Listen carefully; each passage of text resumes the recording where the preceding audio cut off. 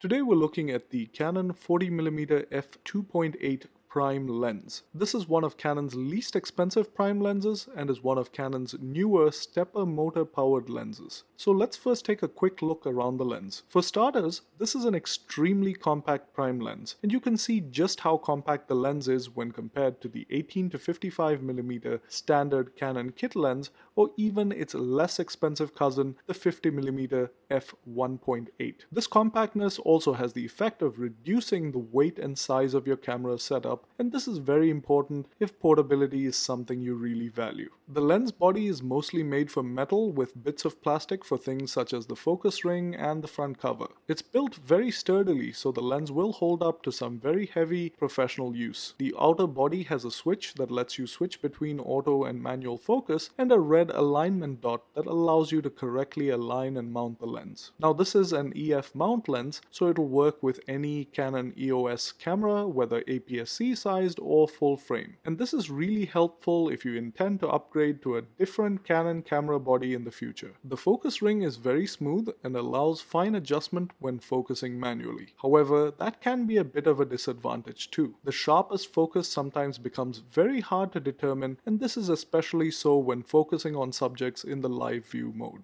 But this isn't just an issue with this lens, but is more of an issue with all Canon STM or stepper motor lenses. One thing to note though is that the focus ring spins freely in both auto and manual focus modes, unlike regular Canon lenses. The filter thread on the face of the lens is a 52mm thread. Now in autofocus mode, the lens is extremely fast at locking focus, especially when used to take pictures using the viewfinder. It's also much quieter than the kit lens or the 50mm f1.8.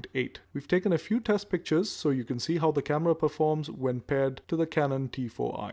The pictures are very sharp and the colors are accurately rendered. In terms of sharpness, it's just as sharp as the 50mm f1.8. However, the quality of bokeh is much smoother on this lens than on the 50mm f1.8. The f1.8 will give you a slightly shallower depth of field though. Low light performance is also very impressive, as you can see in the shot. In video mode, the lens will work very quietly with cameras equipped with continuous autofocus like the T4i, the T5i or the 70D. However, with both the T4i and the T5i, the continuous autofocus is rather poor and the lens will hunt for focus very sloppily. This isn't really an issue with the lens, but is more an issue with the autofocus system on those cameras. The video quality overall is pretty good, the colors are well rendered and the video is sharp. However, on almost every camera other than the Canon 70D, we recommend using this lens in the manual focus mode. So is this lens worth buying? Well, beginner photographers who use their prime lenses very rarely should probably buy the 50mm f1.8 instead. That lens does offer much better value for money for a beginner. However, if you're a professional or a semi-professional user who uses primes more often and needs a prime lens that will withstand some heavy use, this lens is a real bargain. Hope this helps you in choosing the right lens. If it did, please like this video and subscribe to our channel for more reviews. Thanks for watching.